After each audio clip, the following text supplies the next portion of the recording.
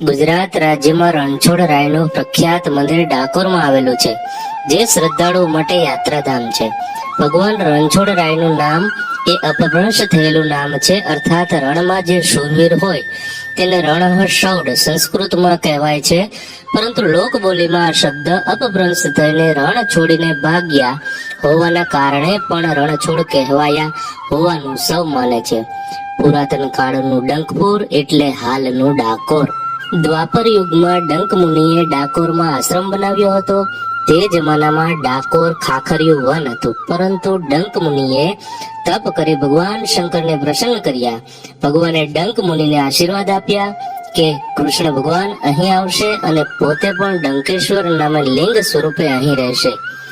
આજે પણ ગોમતી કિનારે ડંકેશ્વર મહાદેવ છે, જે એ બાબતની સાક્ષી પુરાવે છે.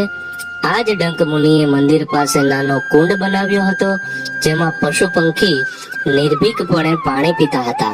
એકવાર ભગવાન કૃષ્ણ અને ભીમ પ્રસંગોપાત ડંક મુનિના આશ્રમ પાસેથી પસાર થતા હતા, ત્યારે ભીમને તરસ લાગતા કુંડમાંથી પાણી પીધું અને ઝાડ નીચે વિશ્રામ કરવા બેઠો. અચાનક વિચાર આવ્યો કે આટલા સુંદર જળનો કુંડ જો મોટો હોય તો ઘણાને પાણી સુગમતાથી મળે, અને ગદાના એક જ પ્રહારથી ભીમે તે કુંડ 999 વીઘા મોટો કર્યો. આ કુંડ આજે ગોમતીના નામે ઓળખાય છે. વર્ષો વીતતા ગોમતી કુંડ અને ડંકેશ્વર મહાદેવ મંદિર આસપાસ લોકો આવી વસ્યા અને પહેલા ડંકપુર અને ત્યારબાદ આજનું ડાકોર ગામ બન્યું. ડાકોર ગામમાં વીરસિંહ અને રતનબેનને ત્યાં વિજયસિંહ નામના બાળકનો જન્મ થયો. તે જાતે રજપૂત બોડાણા હતા. વિજયસિંહની પત્નીનું નામ ગંગાબાઈ હતું. તેઓ ખેત મજૂરી કરીને જીવન વિતાવતા હતા. આ દંપતીએ દ્વારકા જતા પગપાળા સંઘ સાથે દ્વારિકા જવાની પ્રેરણા લઈને દ્વારિકા ગયા. દ્વારિકાનાથની દિવ્ય મૂર્તિના દર્શન કર્યા. પ્રભુના શૃંગાર ઉપર તુલસીની માળા જોઈને બોડાણાના મનમાં થયું કે પ્રભુના રત્નજડિત આભૂષણોની ઉપર તુલસીની કંઠી છે, તે પ્રભુને ખૂબ જ ગમે છે. તે મનોમન નક્કી લઈને પ્રત્યેક વર્ષે તુલસી છોડ લઈને દ્વારિકા જવું. આથી શ્રી કૃષ્ણ ભક્ત બોડાણા દર વર્ષે પૂનમે ડાકોર થી દ્વારકા રસ્તેથી ચાલીને હાથમાં તુલસી રોપેલું કુંડું લઈ ભગવાનના દર્શનાર્થે જતો હતો. ભક્ત બોડાણો 72 વર્ષની ઉંમર સુધી રાબેતા મુજબ આ ક્રમ કરતો રહ્યો, પરંતુ ત્યારબાદ ઉંમરના કારણે એમને તકલીફ પડવા લાગી. પોતાના ભક્તની આ તકલીફ શ્રી કૃષ્ણ ભગવાનથી જોઈ ના ગઈ. આથી તેમણે ભક્તને સપનામાં આવીને કહ્યું કે હું દ્વારકાથી ડાકોર આવીશ, તું બીજી વખત આવે ત્યારે ગાડું સાથે લાવજે. બોડાણો આ પછી જ્યારે દ્વારકા જવાનો હતો ત્યારે તેણે ભગવાનના કહેવા મુજબ ગાડાની વ્યવસ્થા કરવા માંડી. બોડાણો ખૂબ ગરીબ હતો. તેની પાસે પૂરતું નાણું પણ ન હતું, જેથી તે ભગવાનને છાજે તેવું ગાડું સાથે લઈ જઈ શકે. તેણે જેમ તેમ કરીને ખૂબ જ વૃદ્ધ થઈ ગયેલા 2 બળદ અને ખખડી ગયેલા ગાડાની વ્યવસ્થા કરી અને તે લઈને તે દ્વારકા પહોંચ્યો. તેને ગાડા સાથે જોઈને પૂજારીઓએ પૂછતા નિખાલસતાથી જવાબ આપ્યો કે ભગવાન મારી સાથે ડાકોર આવવાના છે. ભગવાન દ્વારકા છોડીને જતા રહેશે તો પોતાની આજીવિકાનું શું થશે? તેના ડરે ગુગડીઓ દ્વારકાના પૂજારીઓ એ રાત્રે મંદિરને તાળું મારી દીધું, પરંતુ ભગવાન કોઈના બંધનમાં રહેતા નથી. તેમણે આ તાળા તોડીને બોડાણાની સાથે ડાકોર જવા પ્રયાણ કર્યું. દ્વારકાથી થોડા દૂર નીકળ્યા બાદ ભગવાને બોડાણાને કહ્યું કે હવે તું ગાડામાં આરામ કર, હું ગાડું ચલાવીશ. ફક્ત એક રાતમાં ભગવાન રાજા રણછોડ મરવાના વાંકે જીવતા 2 બળદને હંકારી ખખડેલું ગાડું લઈને ડાકોર નજીક ઉમરેઠ સુધી પહોંચી ગયા. ઉમરેઠ પહોંચતા સુધીમાં પ્રભાત થઈ ગયું હતું, તેથી કોઈ જોઈ ના જાય માટે ભગવાને ઉમરેઠની સીમમાં બિલેશ્વર મહાદેવ નજીક ગાડું ઊભું રાખ્યું. બોડાણો સવાર થતા ઉઠ્યો તો દાંતણ માટે ભગવાને લીમડા ડાળ પકડી. ભગવાનના સ્પર્શથી લીમડાની એક ડાળ મીઠી થઈ ગઈ. હવે ભગવાને બોડાણાને ગાડું ચલાવવા કહ્યું.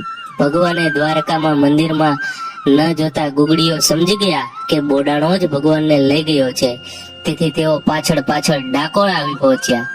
દ્વારકાના પૂજારીઓને મન તો ભગવાન ફક્ત આજીવિકાનું જ સાધન હતા, તેથી તેમણે પોતાને પર્યાપ્ત ધન મળી રહે તે આશયથી ડાકોર આવી પહોંચેલા ગુગડીઓ એવી શરત મૂકી કે જો ભગવાનને ડાકોરમાં રાખવા હોય તો મૂર્તિના વજન જેટલું સોનું મૂકવું. તેઓ જાણતા હતા કે બોડાણો ખૂબ ગરીબ માણસ છે, એટલે સોનું આપી નહીં શકે અને શ્રી કૃષ્ણ ભગવાનની મૂર્તિ દ્વારકામાં જ રહેશે અને જો ડાકોરમાં રહી પણ જાય તો તેમને ભગવાનને ભારોભાર સોનું મળી રહેશે. બોડાણા પાસે સોનાના નામે તેની પત્ની ગંગાબાઈએ પહેરેલી નાકની ફક્ત એક વાડી હતી.